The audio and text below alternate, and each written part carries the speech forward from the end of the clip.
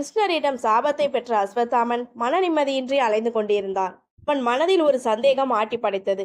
என் தந்தை செஞ்சோற்று கடன் தீர்ப்பதற்காகவே துரியோதனனுக்கு ஆதரவாக போர் புரிந்தார். ஆனால் அவரை பாண்டவர்கள் நான் இறந்ததாக பொய் சொல்லி அநியாயமாக கொன்றுவிட்டனர். என் தந்தை செய்த தவறு என்ன என மனதுக்குள்ளேயே புலம்பிக் கொண்டிருந்தான். ஒரு நாள் அவன் கிருஷ்ணரை சந்தித்தான்.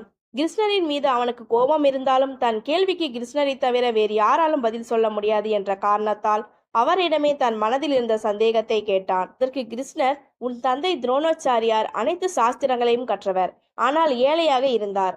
அவரை கௌரவர்களுக்கும் பாண்டவர்களுக்கும் குருவாக பீஷ்மர் நியமித்தார். அதன் பின் தான் அவரது வாழ்க்கையில் பலம் ஏற்பட்டது. ஒரு நாள் அவரை ஏகலைவன் என்ற வேடர் இனத்தைச் சேர்ந்த சிறுவன் சந்தித்தான். தனக்கும் வில்வித்தை கற்றுக் கொடுங்கள் என உன் தந்தையிடம் கேட்டான்.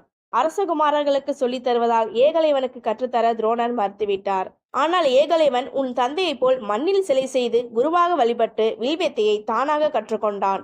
சில ஆண்டுகளுக்கு பிறகு அர்ஜுனன் மூலமாக ஏகலைவன் கற்றுக்கொண்ட வில்வித்தை திறமை துரோணாச்சாரியாருக்கு தெரிய வந்தது. அரண்மனை பணி போய்விடும் என்ற சுயநலத்தின் காரணமாக ஏகலைவனை வரவழைத்த உன் தந்தை வில்வித்தைக்கு மிகவும் தேவையான கட்ட விரலை குரு காணிக்கையாக கேட்டு பெற்றுக்கொண்டார். அவனும் மகிழ்ச்சியாக கொடுத்து குரு பக்திக்கு நீங்காத புகழை பெற்றான்.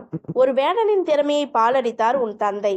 ஏகலைவனுக்கு பெருமை கிடைத்தாலும் அவனது எதிர்காலம் வீணானதுக்கு உன் தந்தையே காரணம். மேலும் போர்க்களத்தில் தர்மத்திற்கு எதிராக அபிமன்யுவை அநியாயமாக கொலை செய்தார்கள். அதை தடுக்காமல் வேடிக்கை பார்த்து கொண்டிருந்தார் உன் தந்தை. இந்த பாவம்தான் உன் தந்தையை போர்க்களத்தில் மகன் இறந்ததாக எண்ணி ஏற்பட்ட சோகத்தில் மரணம் அடைய வைத்தது என்று கூறினார் கிருஷ்ணர்.